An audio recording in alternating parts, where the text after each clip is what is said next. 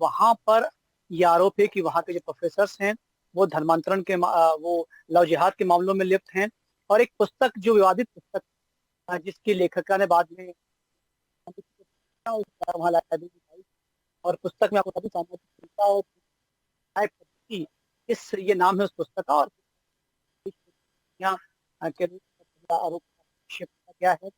और उस पर जो है हिंदू विरोधी कुछ बातें भी लिखी गई हैं, और आरएसएस के विरोध में भी कुछ बातें लिखी गई हैं। कुछ ऐसी बातें लिखी गई हैं जो निश्चित रूप से विधान के अनुरूप नहीं, अवैधानिक हैं।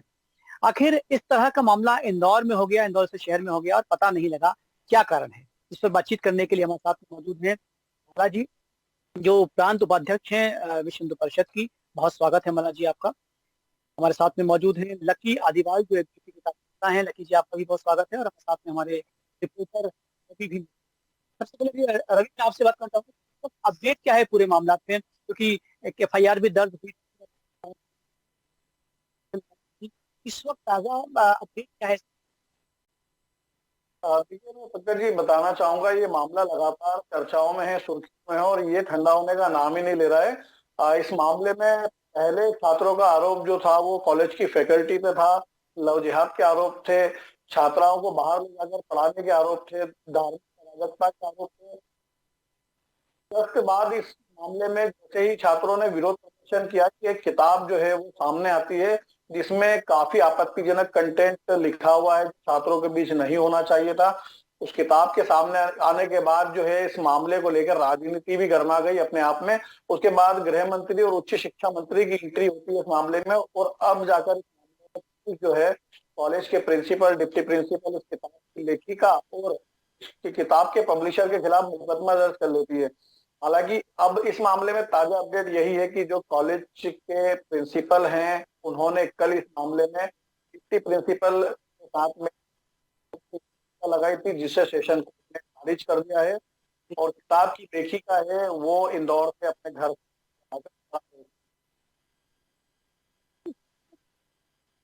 तरह से देखती हैं, क्या आपको लगता है कि इंदौर में जांच कमेटी बैठी हुई है और वो तय करेगी, लेकिन इस पूरे मामले को आप किस तरह से? मुझे लगता है कि ये तो जो है इंदौर में एक नया जेएनयू जो है वो खड़ा हो गया है, और ये हम सब लोगों के लिए बहुत आश्चर्य की बात है कि इतने लंबे समय से वहां इस प्रकार की गतिविधियां चल रही थी, और बहुत बड़े लेवल पे अब जाकर के सामने ही लकी भाई भी हमारे साथ जुड़े हैं, इन लोगों ने बहुत अच्छे से इस विषय को उठाया है। जब हम किताब के कंटेंट पर जाते हैं तो मैं आपके माध्यम से दर्शकों को बताना चाहती हूँ, डॉक्टर फरहद खान जो है जिन्होंने किताब लिखी है collective violence and criminal justice system, इसके पेज नंबर 246 पर जिस संगठन की मैं कार्य करता हूँ उसके विषय में लिखा है, विश्व हिंदू परिषद जैसा संगठन हिंदू बहुमत का राज्य स्थापित करना चाहता है और दूसरे समुदायों को शक्तिहीन बनाकर गुलाम बनाना चाहता है। ये किस प्रकार का कंटेंट है, मुझे लगता है कि इस पर सोचने की आवश्यकता है। हम तो हिंदवा सोदरा सर्वेना हिंदू पतितो भव इस भाव के साथ काम करते हैं। दूसरा जो है पेज 248 पर लिखा है, जिसमें बार बार राष्ट्रीय स्वयंसेवक संघ का उल्लेख किया गया है और लिखा गया है, हिंदुओं के जितने भी सामाजिक, राजनीतिक, धार्मिक संगठन उनका एकमात्र उद्देश्य मुसलमानों का विनाश करना है। जो लोग इस देश में इतने अच्छे रहते हैं, अगर इन लोगों को कहीं किसी जो है होना पड़े तब किस प्रकार से विनाश की क्या प्रक्रिया होती है, इस का जो लेखन है और इतने समय से पढ़ाया गया, तो मुझे लगता है कि मेरे जैसे आप जैसे सारे लोग जो हैं पता नहीं किस और जो है हमारी पीढ़ी को हम करके देंगे, किस प्रकार का जो कंटेंट है वो पुस्तक में लिखा गया है। धारा 370 के विषय में लिखा गया, और जो प्रोफेसर जो निलंबित हुए उसमें से एक जो प्रोफेसर है उन्होंने जिस दिन धारा 370 तो दिन सोशल मीडिया पर ब्लैक डे जो है अपने सोशल मीडिया पर दिखाया था।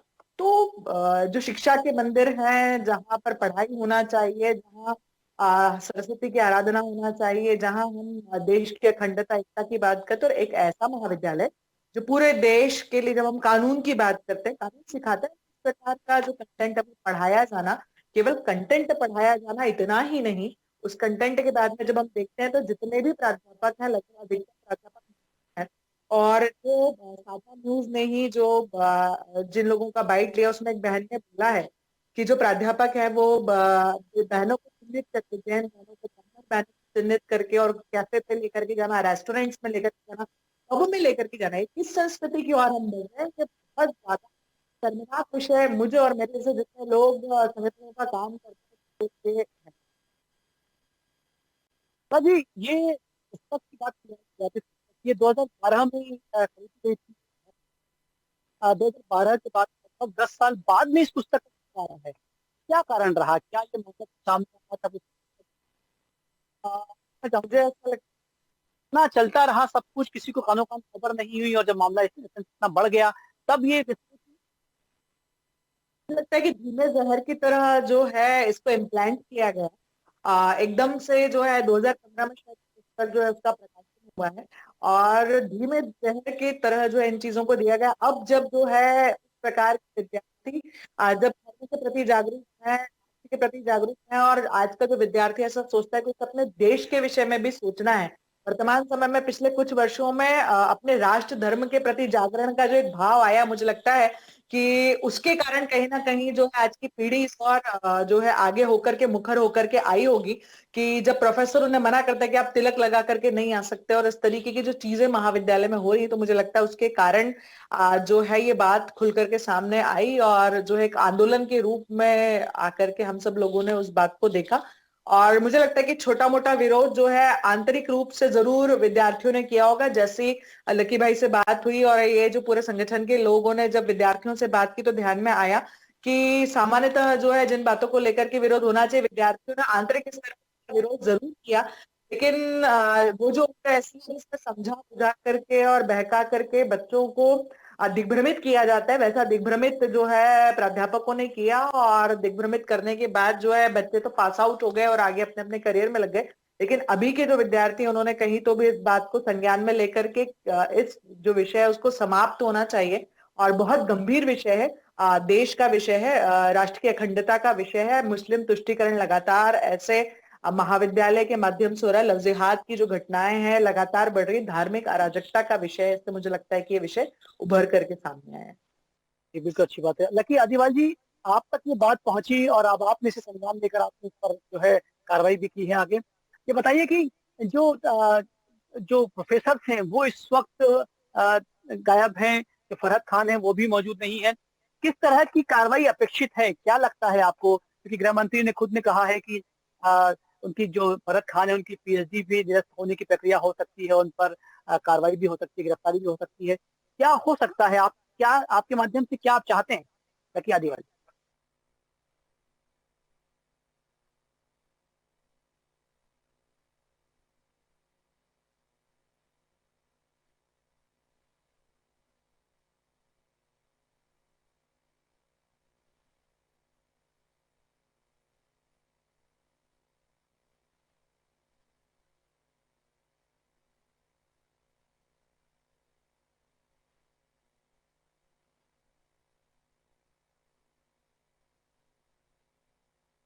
उनके जिस जिस प्रकार से मुस्लिम अलीगढ़ मुस्लिम यूनिवर्सिटी में जो लोग पढ़े हैं, उनके द्वारा जो पुस्तक लिखी उसकी भी जांच होनी चाहिए।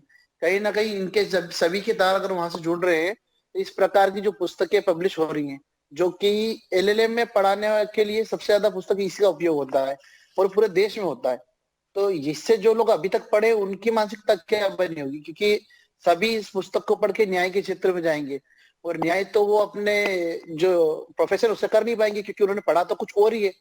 तो कहीं ना कहीं इस सारी पुस्तक और राइटर्स प्रतिबंध होना चाहिए, और इन लोगों पे कार्रवाई ऐसी होनी चाहिए ताकि एक उदाहरण बने, जो हमारे देश में धर्म को और राष्ट्रता को अखंड करने की जो चीजें हो रही है, उन पे ऐसी कार्रवाई हो कि आगे से इस प्रकार के लोग कार्य ना करें। लकी जी, क्या क्या ये सच है कि डॉक्टर फरहाद खान जो है, जो राइटर हैं इस पुस्तक की, उन्होंने इस पुस्तक को लिखने के बाद में माफी मांगी थी? क्या ये सच है?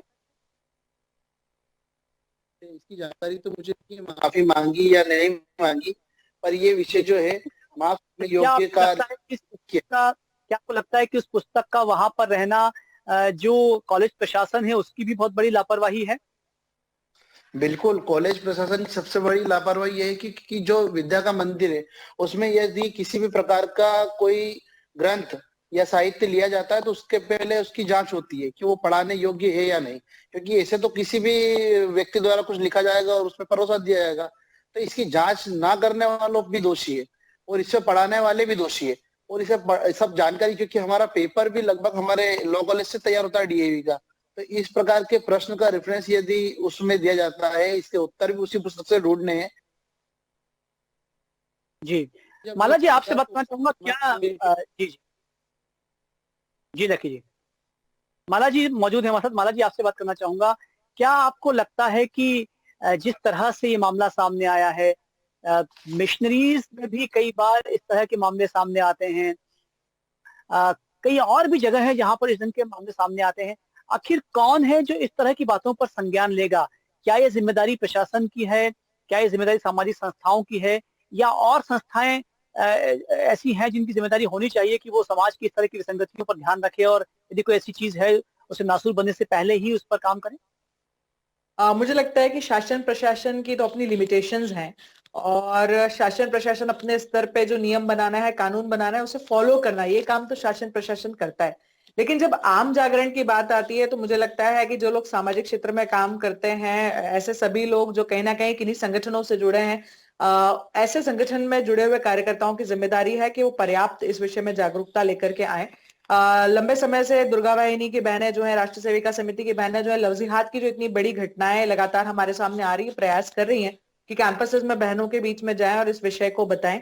वैसे ही जो आपने मिशनरी का नाम लिया तो ध्यान में आता है कि बहुत बड़े स्तर पर बस्तियों में धर्मांतरण करने का काम उन लोगों के द्वारा लगातार किया जा रहा है, जिसके प्रमाण भी हैं।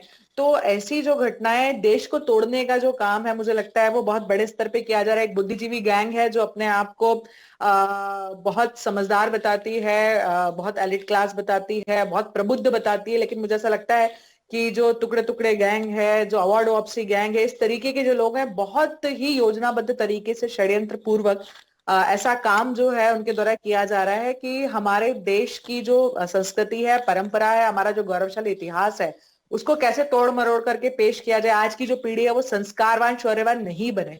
इसके पीछे एक बहुत बड़ा योजनाबद्ध षड्यंत्र जो है वो मुझे दिखाई देता है, और मुझे ऐसा लगता है कि शासन प्रशासन नियम कानून बना करके अपने स्तर पे काम करेगा, सरकार अपने स्तर पे काम करेगी, लेकिन जो नैतिक मौलिक जिम्मेदारी है वो आपके हमारे जैसे लोगों की है, जमीनी स्तर पे जो लोग काम करते हैं उन लोगों की है कि वो इन सब चीजों से कैसे जो है लड़ सकते हैं, अपने आसपास के लोगों में जागरूकता ला सकते हैं, और अपने आसपास कैसे विधर्मी लोगों को पहचान सकते हैं और उनसे लोगों को परिचित करा सकते हैं, ये हमें करना होगा।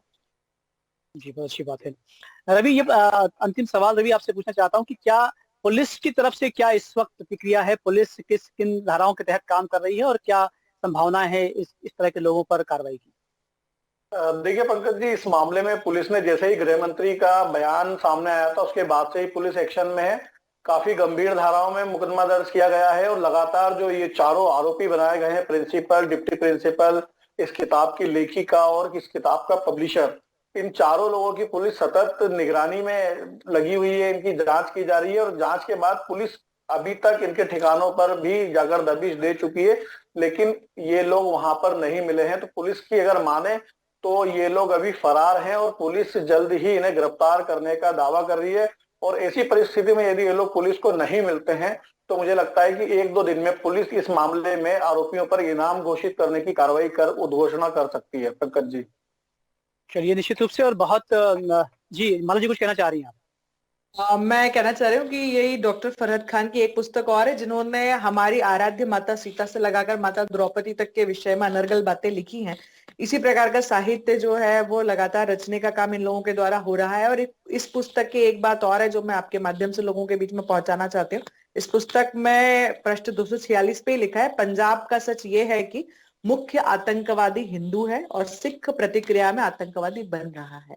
इस प्रकार से जो है बिना किसी संदर्भ के, बिना जो है जिस देश में हम रहते हैं उसके बारे में इस प्रकार से लिखना, देश में जो बहुसंख्यक समाज है उस पर इस प्रकार का पटाक्षेप करना, मुझे लगता है कि ऐसे आरोपी जो भले ही क्षमा मांगे कि हम इसके लिए क्षमा प्रार्थी, तो मुझे लगता है कि एक किसी का सर काट दे और कोई कहे कि मुझसे जो है गलती से ये काम हो गया तो क्या हम उसे छोड़ेंगे, ये विचार जो है वो मुझे लगता है करना चाहिए।